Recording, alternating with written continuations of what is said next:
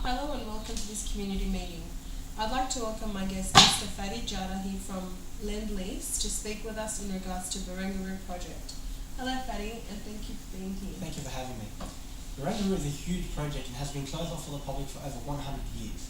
The government has been in discussion of what to do and how to develop and utilise this land for a better purpose since 2003. Myself with Lend Lease got introduced to the project in late 2009. The land will still remain the property of the government, but will be on a 99-year lease. The Barangaroo project will consist of three sections. Barangaroo South, consisting of a major business, tourism, retail and residential hub with public waterfront promenade. Barangaroo Central, which will be a cultural and civic focal point for recreation, relaxation, events, festivals, entertainment and leisure activities. And Headland Park will be a grand harbour for Sydney, and it will be designed to complement the neighbouring headlands of Sydney Harbour. It will be approximately 6 hectares in size. Lend Lease were granted the development rights for the commercial, retail and residential part of the site known as Barangaroo South. Now, the question on everyone's mind is why? Why build this? What are the benefits? Well folks, the aims of Barangaroo South are returning the waterfront back to the people of Sydney, generating jobs and employment for approximately 2,300 new jobs, boosting the economy, more residential accommodation, creating a social hub and environmental hub, a place to visit, so tourism, and reinstate Sydney's position as a financial service hub in the Asia Pacific. Now, you're also going to be benefiting from Barangaroo from 11 hectares of public room, a 14 kilometre walkway from Woolloomooloo to the Anzac Bridge, approximately 800 new waterfront apartments and penthouses, an international 6-star hotel, health and wellbeing facilities, and hospitality and retail. These are just a few of the many benefits and aims of this project you will receive. The project will be progressively delivered over the next 10 to 15 years, with Headland Park and the first commercial office tower scheduled to open in 2015. I will now answer any questions and concerns you may have in regards to the Barangaroo project. Yes, I have a question.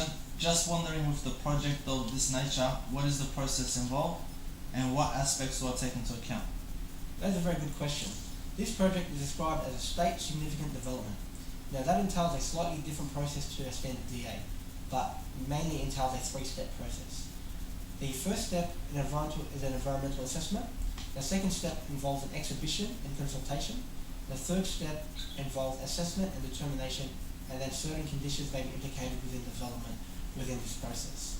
Within this process we take into account the community and your say issues and concerns about the project, and also go through a lengthy but thorough environmental assessment.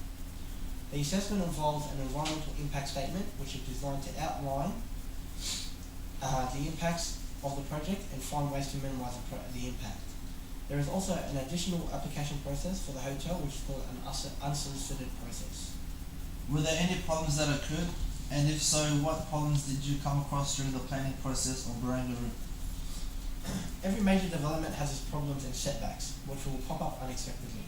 Hence why careful planning gets involved. But in saying that, we did come across a few problems with the Barangaroo site, such as implication of the DG requirement, so at an increased cost, lengthened DA approval time, so the increased cost resulting again, the amount of public interest, replanning, the increased time and cost, disputes with authority over project valuation for fixed payments, media portrayal and controversy, belief that the winning design wasn't in place, and opposing commercial interest against the hotel by Star City and commercial towers by neighbours behind. Now, in relation to your list of problems, you had stated site remediation. Are you stating that the Barangaroo site is contaminated? If so, how did you deal with the situation? Yes, the site of Barangaroo is partly contaminated. The contamination is largely confined to the area of Formers Miller Point, Gasworks, which includes part of Barangaroo and Hickson Road, as has been declared by the EPA. The Barangaroo Delivery Authority expects the remediation process to commence in 2011. All remediation work will be carried out under approved work plans, which are subject to the formal Department of Planning and EPA approval processes.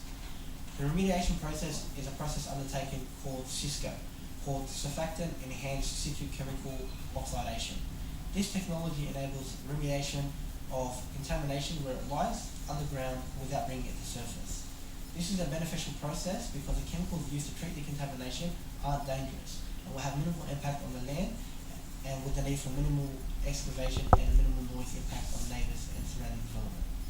Okay, we seem to be running out of time, but I will allow room for one more question.